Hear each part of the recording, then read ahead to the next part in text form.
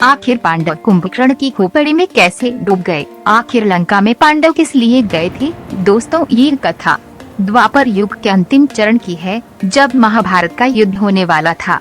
उसी घड़ी में जब कौरव और पांडव अपनी सेनाओं को एकत्रित कर रहे थे। कौरव और पांडव दोनों पक्ष को सेनाओं की आवश्यकता थी, इसीलिए दोनों पक्ष अपने सगे संबंधियों या जानकारी या मित्र राज्यों को युद्ध का आमंत्रण भेज रहे थे। फिर पांडव अपनी माता कुंती के पास आए और चिंतित होते हुए खाने लगे, माता हम युद्ध कैसे जीतेंगे, हमारे पास सेना बेहद ही कम है। दुर्योधन के पास 11 अक्षयवाहिनी सेना हो चुकी है, जबकि हमारे पास सिर्फ अक्षय। बाप ही हमारा मार्गदर्शन करें। कुंती पहले से ही जानती थी कि उत्तर पूर्व और साथ ही पश्चिम दिशा से पहले ही कई सारे राजाओं को युद्ध का निमंत्रण भेजो जा चुका है। ऐसे में माता कुंती ने अपने 5 पुत्र पांडवों को दक्षिण दिशा की ओर जाने के लिए कहा, जहां पर मौजूद थी लंका। 5 पांडव माता कुंती से आज्ञा लेकर युद्ध का निमंत्रण देने के लिए लंका चले गए। रास्ते में वे रामेश्वरम पहुँचे, जहां उन्होंने भगवान शिव के दर्शन किया। बाद में वह लंका के लिए आगे बढ़े, लेकिन राम सेतु टूटा हुआ था,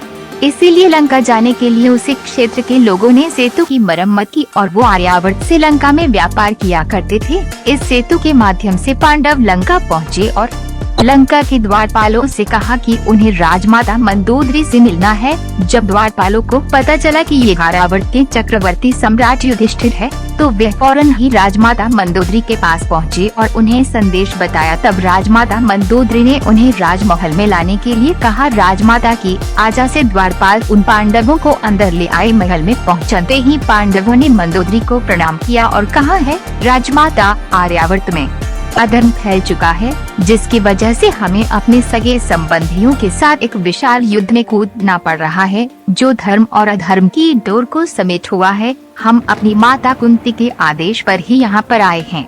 हम आपसे चाहते हैं कि आप अपनी सेना के साथ हमारा सहयोग करें और महाभारत के युद्ध में हमारा साथ दें। तब मंदोदरी ने कहा कि लंका के महाशक्तिशाली राजा लंकेश्वर पहले ही स्वर्ग से धार चुके हैं।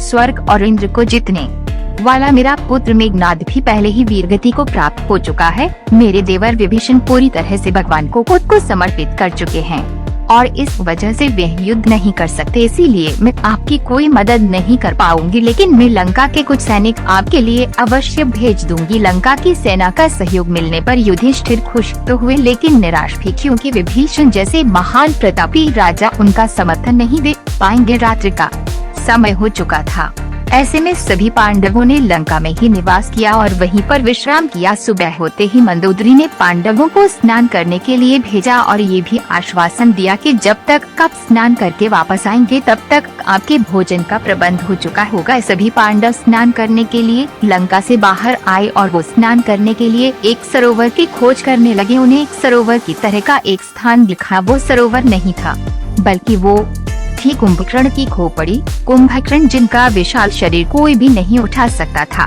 जब भगवान श्री राम और कुंभकर्ण के बीच युद्ध हुआ, तो भगवान श्री राम के द्वारा कुंभकर्ण का मस्तक एक बाण से कटकर जमीन पर गिर पड़ा। वो इतना विशाल था कि उसे उठाने के लिए किसी के पास भी समर्थ नहीं था।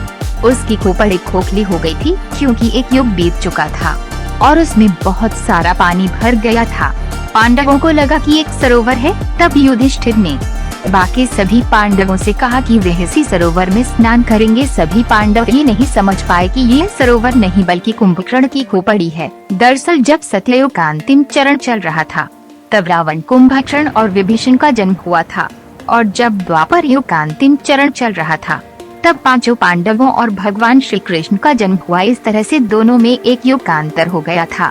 दरअसल सत्ययुग में एक आदमी की लंबाई अपने हाथ से 35 हाथ लंबी होती थी, वहीं त्रेता युग में एक आदमी की लंबाई 25 हाथ से ज्यादा होती थी और द्वापर युग में अपने हाथ से 15 हाथ की लंबाई होती थी। वहीं कलयुग में आज के समय में एक आदमी की लंबाई उसके हाथ से 5 हाथ ज्यादा होती है। इसीलिए पांडवों और कुंभकर्ण के उम्र के बीच एक युग का फैसला था।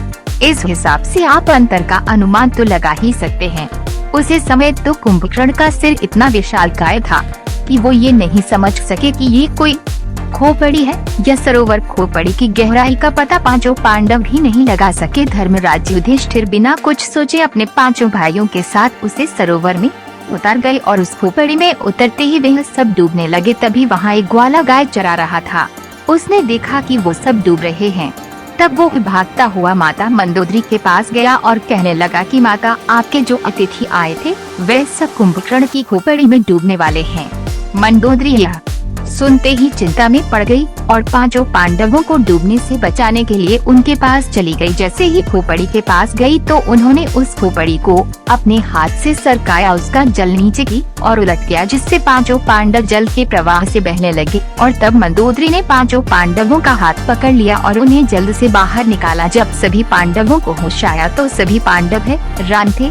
उन्होंने मंदोदरी से सवाल पूछा कि आखिर इस सरोवर को आपने पलटाया कैसे? तब मंदोदरी ने बताया कि यह सरोवर नहीं बल्कि मेरे देवर कुंभकर्ण की खोपड़ी है। मंदोदरी ने उनसे हंसते हुए उनका मजाक भी उड़ाया कि तुम आज के युग के बालक हो, तुम क्या युद्ध करोगे? तुम तो मेरे पति की उंगली के बराबर भी नहीं हो और मेरे देवर कुंभकर्ण की पांचों उंगलियां तुम पांचों के बराबर थी। ऐसी बात सुनकर पांचों पांडव हैरान थे। भीम, जिसके बड़े शरीर के बारे में सुनते ही पूरी दुनिया थर-थर कांपने लगती थी। अर्जुन, जिसके धनुष की टंकार को सुनकर ही लोग भयभीत हो जाते थे। उस कुंभकर्ण की खोपड़ी में वही पांचों पांडव डूबने वाले थे। यह सब सुनते ही जैसे पांचों पांडवों के होश ठिकाने में आ गए हो। मंदोदरी ने अपने पूरे परिवार की कथा भी सुनाई कि किस तरह उनके पति लंकेश्वर के नाम से पूरी दुनिया थर थर कांपने लगती थी। अगर आज वे जीवित होते और धर्म की राह पर चलते तो सचमुच एक महान योद्धा बनते, लेकिन भगवान श्री राम के हाथों मारे गए, इसीलिए वे वीरगति को प्राप्त हुए। मंदोदरी ने कहा कि तुम सब धर्म का साथ डिग रहोगे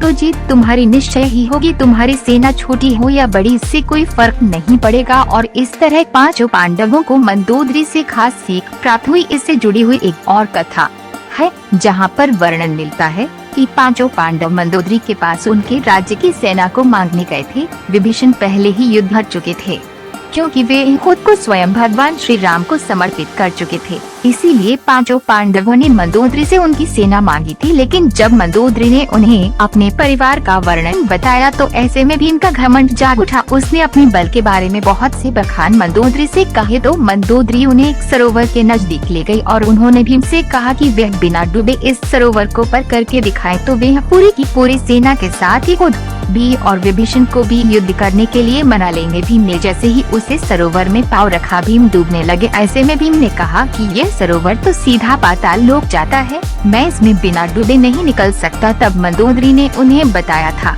कि ये किसी और की नहीं बल्कि कुंभकर्ण की खोपड़ी थी, जिसके अंदर भी डूब रहा था विशालकाय शरीर वाला कुंभकर्ण, जो इतना शक्तिशाली था जिसको मारने के लिए स्वयं भगवान श्री राम को युद्ध भूमि में उतारना पड़ा। जब भीम ने कुंभकर्ण के इस बल और साथ ही उनके विशालकाय शरीर के बड़े में सुना तो भीम भी हैरान रह गए थे। तो ये कथा आपको कैसी लगी और इसके बारे में आपके कोई सवाल है तो कमेंट बॉक्स में हमें जरूर बताएं। जय श्री राम।